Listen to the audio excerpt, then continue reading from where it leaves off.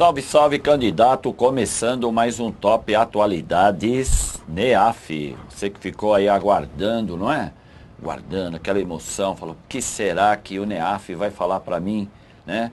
Tomar cuidado essa semana dos assuntos, como sempre, da semana passada. Então vamos dar uma olhadinha. Não esquecendo que é da semana do dia 18 de março a 24 de março, legal?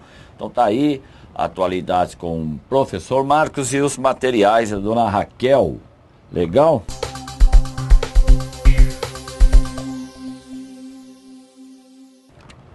Mundo política. Uruguai aceitará 5 presos de Guantánamo, diz Mujica. Então, candidato, é assim. Vamos lá, pequeno histórico aqui. Guantánamo é uma base militar que pertence aos Estados Unidos. Fica na ilha de Cuba, na sua porção oriental, né?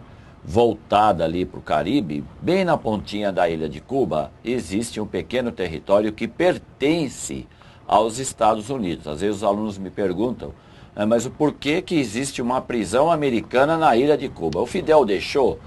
Não, isso é um tratado que vem lá do início do século XX, quando os americanos foram sim responsáveis pela independência da ilha de Cuba, que pertencia, era uma colônia da Espanha. Então, desde então, existe ali um pequeno território encravado no litoral da ilha de Cuba, né, o seu litoral oriental, como eu já disse, e tem o nome de Guantánamo. Então, é uma base militar americana. E foi para lá que o presidente George W. Bush resolveu mandar os suspeitos de ligação com a Al-Qaeda, o Talibã, os terroristas mais perigosos, né, ou suspeitos mais perigosos, mandaram todos eles para lá. Então, o que vem acontecendo? O próprio Obama, quando fez a sua campanha eleitoral, criticou muito o governo de George W. Bush por manter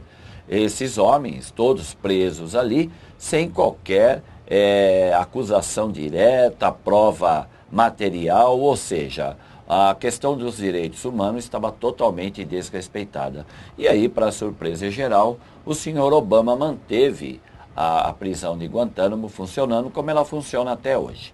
Agora, no caso aqui do presidente, né, o mais simpático, provavelmente, presidente da América Latina, o senhor José Mujica, ele afirmou que sim, aceitaria receber 5 prisioneiros da base de Guantánamo por questões humanitárias. Agora, o importante é lembrar que os Estados Unidos não confirmaram o envio e nem o pedido do país, né, o Uruguai, em questão. Então, eu estou informando você sobre isso. Por quê? Porque a gente pode ter aí um desenrolar futuramente a respeito do recebimento, se é que é verdade, não é? Mas eu não acredito que o Mujica iria mentir numa questão dessa. Então deve ter realmente aí alguma negociação que vem transcorrendo, e essa notícia vazou, o próprio José Mujica confirmou isso, mas os americanos não confirmaram, mas também não desmentiram, né? E tudo isso por uma questão humanitária, pelo menos é isso que o presidente uruguaio, o senhor José Mujica, confirmou à imprensa. Tudo bem? Legal? O Obama diz que o acordo com Teherã abre novas possibilidades para o povo iraniano, que essa questão que está entrando agora aí para você é sobre o congelamento do programa nuclear iraniano, que teve a participação do G5+1, que eu já comentei com vocês aqui, isso, que é o Conselho de Segurança, né, formado por 5 países permanentes, mais a Alemanha.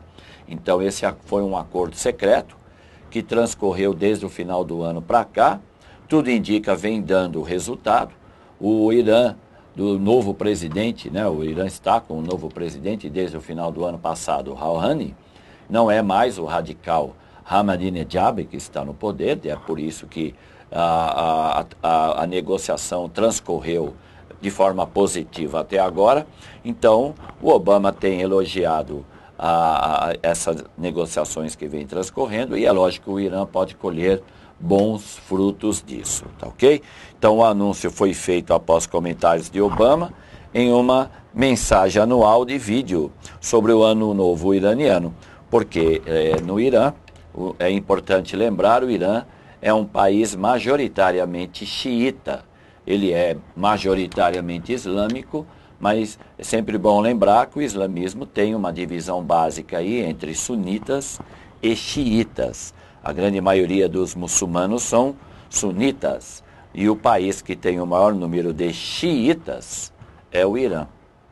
Irã, que alguns críticos chamam de um país que possui uma teocracia, porque na verdade quem governa são os ayatolás e não um presidente eleito. Mas tudo indica que talvez não seja bem assim, porque a semana passada, vale a pena aqui lembrar, o Khamenei, que é o principal ayatolá no Irã, fez novas críticas à história do Holocausto judeu. Então, quando eles tocam nesse assunto, é para dar uma cutucada em Israel. Então, lá vai, né, o Khamenei, que é o principal ayatolá, como eu já falei, novamente tocar num assunto caro para Israel, que é a questão do Holocausto. Então, os ayatolás colocam essa história em dúvida. Então, isso provoca uma reação diplomática de Israel, muitas vezes violenta, né, crítica. E é lógico que isso não contribui para que as negociações entre o G5+1 e o Irã transcorram de forma mais calma. Mas tudo indica, e o próprio Obama está deixando isso claro aí para você, as coisas andam indo muito bem, tá ok?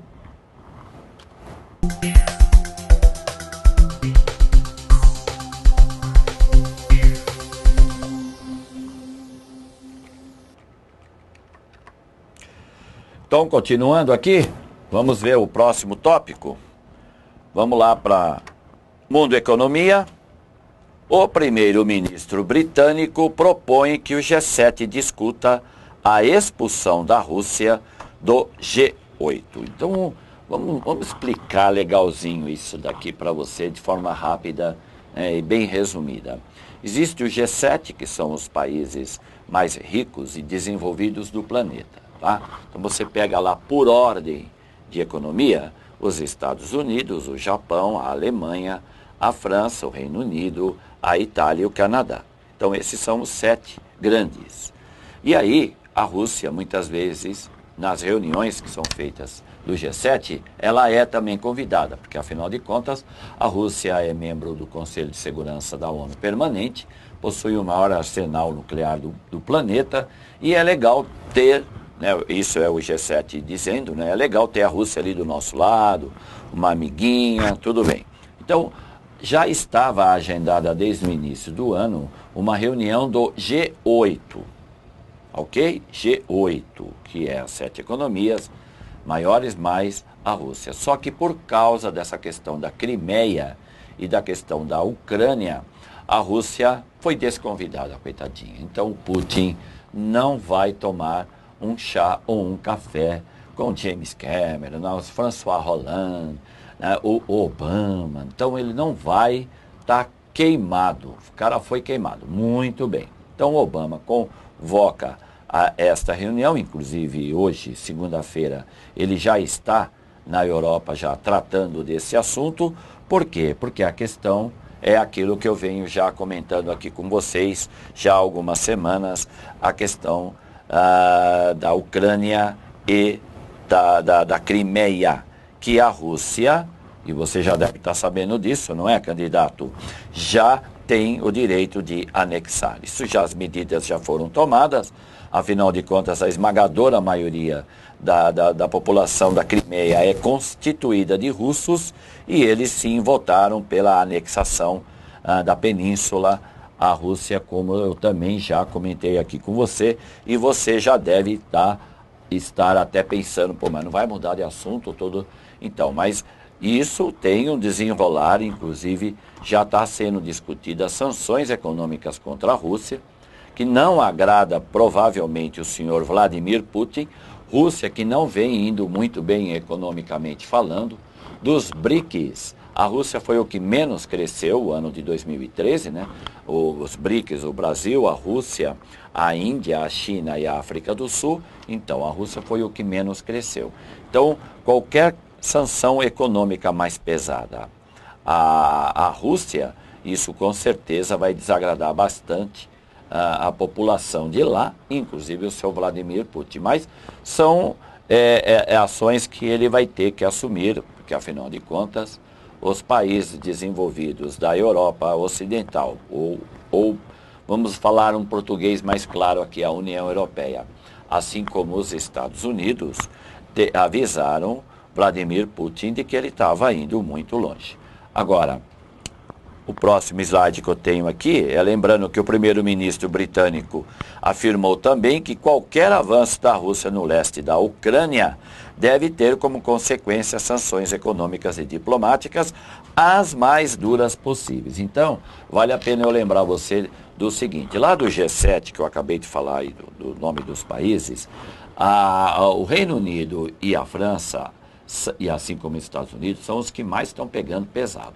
A China, que não faz parte do G7, mas é a segunda maior economia do mundo, não tem se pronunciado na questão. Então ela tem mantido uma neutralidade para ficar na dela. Já a Alemanha, que é a maior economia da União Europeia, e o Japão, que como você também agora já sabe é do G7, está pegando leve com a dona Rússia. Por quê? O Japão está comprando grandes quantidades de gás da Rússia porque está com um problema nas suas usinas nucleares, principalmente Fukushima, que está inoperante, por causa lá daquela questão da tsunami, e a Alemanha é a maior compradora de gás da Rússia. Então, o discurso da Angela Merkel, por exemplo, já é mais brando, assim como do governo japonês. Tá legal? Então, tem aí essa questão, o do James Cameron observando que quer pegar pesado com a Rússia, e no final aí do texto eu tenho novamente aí para você os países que formam o G7, só que não está exatamente distribuído numa forma que a gente possa pegar do mais rico para o mais pobre, mas tudo bem, o G7 está aí, espero que te ajude. Legal, candidato?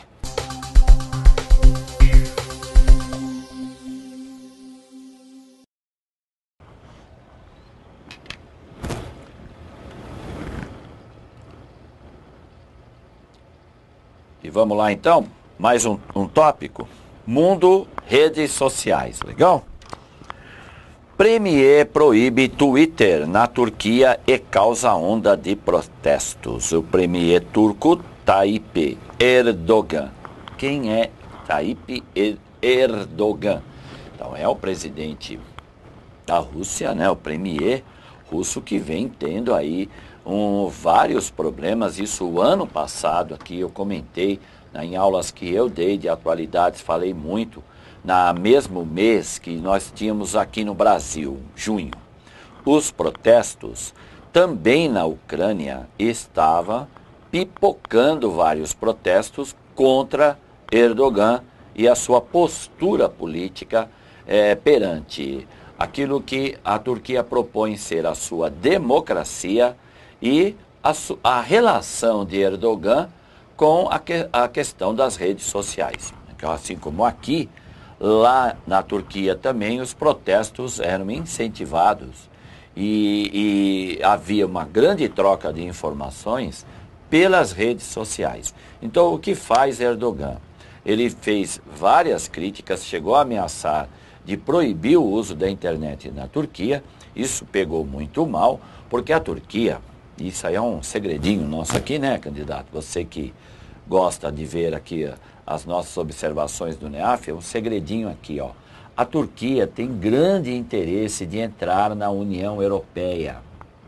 E parte da União Europeia tem interesse de trazer a Turquia para dentro dela. Se isso ocorresse, a Turquia seria o segundo maior país em população da União Europeia. E é lógico, injetaria na economia da União Europeia uma grande quantidade de dinheiro, mercado de consumo e tudo. O problema com a Turquia é que ela é islâmica. E qualquer país islâmico tem aí uma relação não muito boa com os valores que nós aqui do Ocidente temos, como, por exemplo, a democracia, a questão dos direitos da mulher, dos direitos humanos. Então, o Erdogan, ele tem esse problema. É lógico que se ele fosse convidado a entrar na União Europeia, Erdogan não ia pensar duas vezes.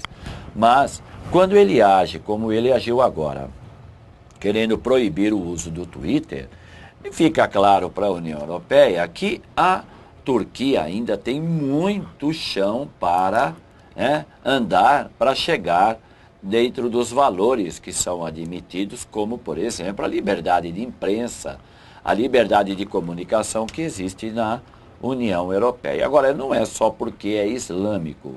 Existe, como você acabou de observar, valores culturais e sociais que não coincide com aquilo que é definido pela União Europeia, como, por exemplo, a Turquia tem pena de morte.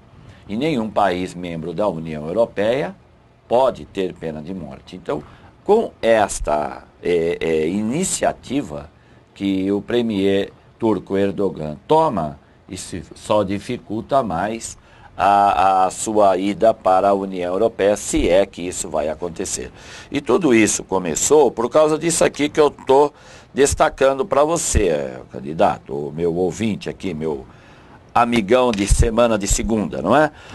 As escutas que o chefe de governo havia inicialmente classificado de montagens, antes de reconhecer a veracidade de algumas, irritaram a oposição e geraram protestos em várias cidades do país. Por quê? Porque o filho Bilal, que é o filho do Erdogan, está sendo acusado de negociações com empresários e isso vazou pela internet e, é lógico, o premier turco ficou muito irado com tudo isso. Então, esta observação que eu tenho para você sobre a Turquia seria isso, e é lógico que a gente vai ouvir falar mais vezes de Tayyip Erdogan, porque a Turquia é membro da OTAN. Isso, a Turquia não é membro da União Europeia, tá legal, candidato? Mas é membro da OTAN, Organização do Tratado do Atlântico Norte, que é uma instituição militar liderada por Estados Unidos e países da Europa Ocidental. Inclusive, a Turquia chegou a ceder suas bases da OTAN para um possível ataque contra a Síria. Então, quando o Erdogan age assim, ele está agradando o Ocidente e a União Europeia, dizendo, deixa eu entrar aí que eu gostaria. Mas quando ele faz esse papel de querer proibir o livre acesso às redes sociais, mostra o outro lado da Turquia, que a União Europeia não quer nem saber. Legal, candidato? Vamos para outro tópico.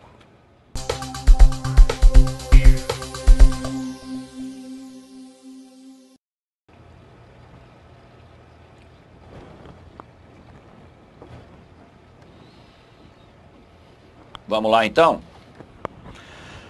Brasil Segurança. Então nós temos aí o governador do Rio de Janeiro, Sérgio Cabral, dizendo que solicitamos à presidenta Dilma e ao governo federal o apoio das forças federais no combate ao crime organizado no Rio de Janeiro. Por quê? Porque algumas UPPs no Rio estão sendo alvo de ataque do crime organizado. Não é? O governo federal vai enviar tropas. É lógico que nós estamos em ano de Copa. Isso pega muito mal lá fora, a questão da segurança. Essa onda de ataque às UPPs realmente vai manchar um pouco mais a imagem do Rio de Janeiro como um dos realizadores da Copa do Mundo. Inclusive, esse assunto que é a morte da dona de casa baleada no Morro da Congonha, a Cláudia Silva Ferreira, de 38 anos, chocou o país todo. Inclusive houve até o pedido de desculpas das autoridades do Rio de Janeiro perante a família desta senhora, né, uma batalhadora, porque criava aí filhos, sobrinhos, tudo, e que foi alvejada e depois colocada no porta-mala da viatura, como você está vendo nessa imagem, terrível, né, cruel, à sua esquerda, e a viatura abriu a tampa, o corpo da mulher ficou pendurado e foi arrastada por vários metros. Quer dizer, algo impensável de acontecer num país como o nosso, mas infelizmente isso vem ocorrendo. Então, os PMs foram presos, mas sábado agora foram liberados pela Justiça, e vamos aguardar o transcorrer dessa triste notícia e também aguardar a postura do governador Sérgio Cabral, porque afinal de contas o crime organizado está voltando a dar a notícia na cidade maravilhosa. Legal, candidato?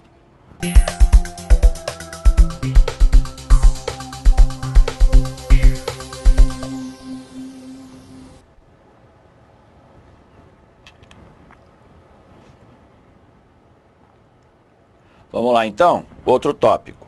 Brasil Economia. Dilma gestora é alvo de Aécio e Campos com crise na Petrobras e no setor elétrico. Como você já sabe, não é, candidato? A gente está em ano de eleição presidencial. E é lógico que a campanha já começou, aliás, já havia começado desde o ano passado. Oficialmente a campanha ainda não está valendo.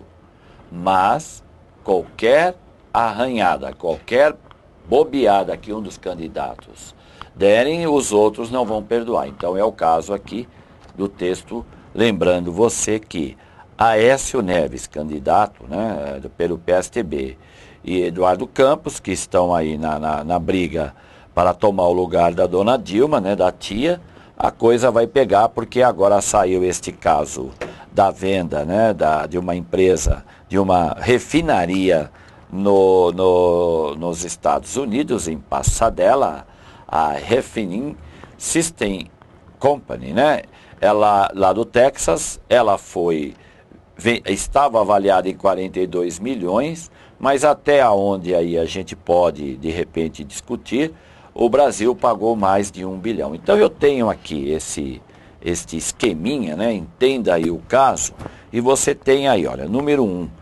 Em 2005, a refinaria, né, lá do Texas, a Pasadena, foi adquirida por 42,5 milhões de dólares pela empresa belga Astra. Em 2006, com voto favorável de Dilma, porque ela era gestora, o Conselho de Administração da Petrobras autoriza a aquisição de 50% da refinaria por 360 milhões. Em 2007, a Petrobras recebeu proposta para comprar outros 50% da refinaria, mas o conselho da empresa veta o negócio. A Astra Oil recorre à Justiça dos Estados Unidos para obrigar a Petrobras a comprar a outra metade da refinaria com base em cláusula do contrato chamado Put Option, a qual estabelece que, em caso de desacordo entre os sócios, um deveria comprar as ações do outro. Em junho de 2012, isso já a Dilma como presidente, a Petrobras perde a disputa judicial e é obrigada a comprar as ações remanescentes da refinaria.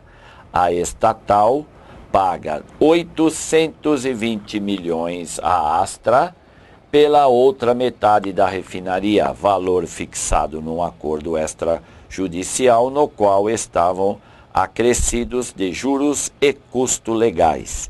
Em 2013, suspeitas de irregularidade no negócio são investigadas pelo Tribunal de Contas da União. Petrobras desiste de vender a refinaria. Quando decidiu fazê-lo, recebeu proposta de 180 milhões. A estatal reconhece que fez um mau negócio. Então, candidato, você que está aqui com muita paciência me ouvindo, pode escrever aí que este problema vai ter um desenrolamento aí, vai desenrolar até a época da eleição. A dona Dilma vai ter que responder por isso, não é? Afinal de contas, tudo começou quando ela era gestora, quando ela era ministra.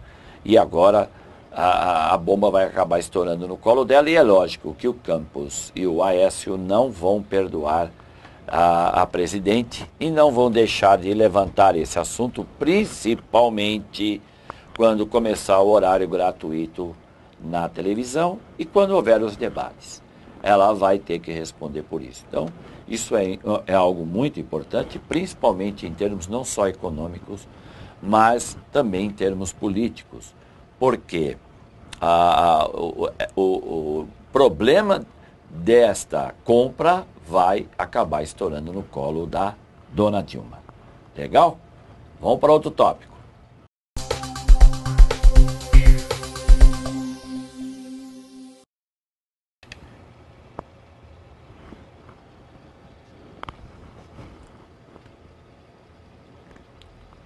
Vamos para outro. Brasil Meio Ambiente.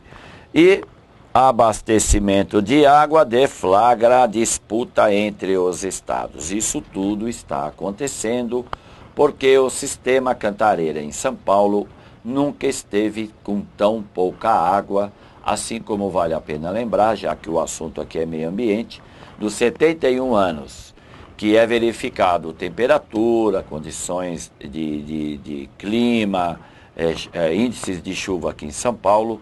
Em 71 anos, nunca nós tivemos um verão tão quente. Então, gastamos mais água por causa disso. E é lógico, o nosso governador não estava, como sempre, muito bem preparado para cuidar de possíveis problemas, que é o que está acontecendo agora. Então, o sistema Cantareira está realmente assim pela morte. Qual é a ideia do nosso governador? É retirar a água do rio Jaguari, lá do Vale do Paraíba. O problema é que este rio vai em direção ao Rio de Janeiro e abastece o estado e a Baixada Fluminense. Conclusão, o governador do Rio, Sérgio Cabral, não gostou nem um pouco da ideia e já disse que ninguém vai tirar a água do Rio de Janeiro. No domingo, o que faz o governador? Acaba se envolvendo também novamente, dizendo que a água no Vale do Paraíba é de São Paulo. Então, aí uma disputa entre os dois mais importantes estados do Brasil por questão de água. Isso porque o Brasil, e eu gosto de sempre lembrar isso quando eu vou falar de meio ambiente para os meus alunos, o Brasil é dono de 12% da água potável superficial do planeta. 12%. Isso aqui não é Israel, não. Isso aqui não é Arábia Saudita. Agora, mesmo assim, por causa dos nossos gestores, não é?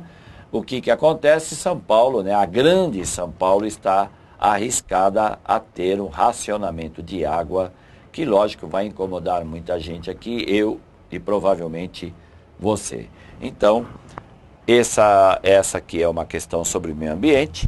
Importante que aconteceu a semana passada é que vai trazer mais desenrolamentos, porque o governo de São Paulo disse que vai fazer sim o projeto de transposição da água do Jaguari para o sistema Cantareira, e o Rio de Janeiro não vai gostar nem um pouco.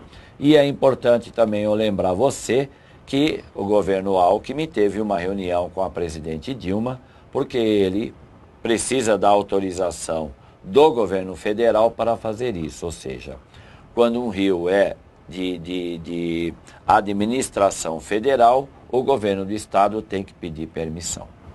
Tá legal, candidato?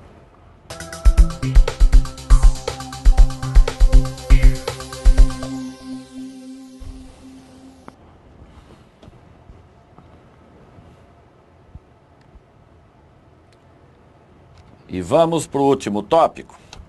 Brasil Sociedade. Força Aérea Brasileira reinicia buscas ao bimotor desaparecido no Pará. O bimotor desapareceu na terça-feira, no dia 18, né? Por volta das 12h30, com 5 pessoas a bordo, cerca de 1 hora depois de decolar do aeroporto de Indaiatuba, no Pará, com destino à cidade paraense de Jacaraecanga. Então, infelizmente, nós não temos maiores notícias, né? Isso aqui está parecendo aquele outro avião da Malásia, né? Que desapareceu, mas hoje, segunda-feira, tudo consta, parece que realmente foram encontrados destroços do avião no Oceano Índico. Mas no caso aqui do bimotor, não tenho nenhuma outra notícia para te dar, a não ser essa que eu estou colocando aí para você no texto.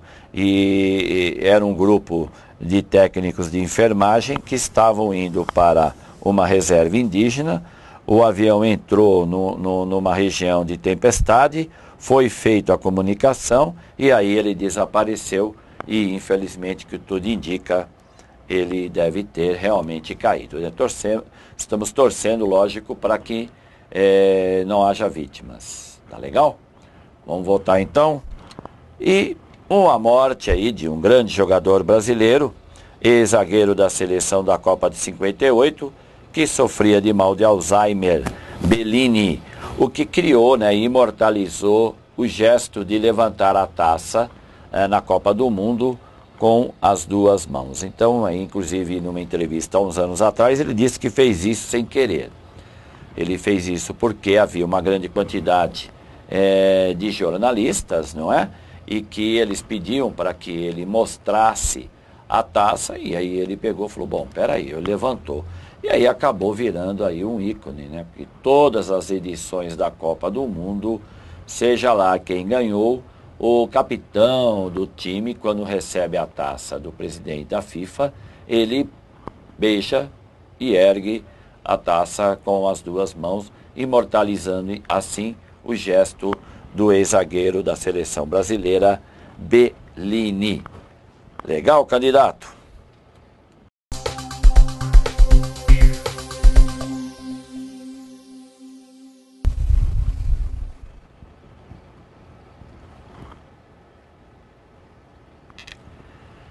Bem, e assim termina mais um Top Atualidades, que, como eu sempre gosto de dizer, esperando que isso colabore para que você mantenha o seu arquivo de atualidades em dia, procurando sempre pesquisar sobre o que eu acabei de comentar com você, porque, afinal de contas, todas essas matérias têm algum potencial de cair numa prova futuramente. Então, me despeço novamente. E esperando que você continue acompanhando o nosso trabalho e esperando que ele tenha sido útil para você, candidato e candidata. Até a semana que vem. Um grande abraço. Até mais.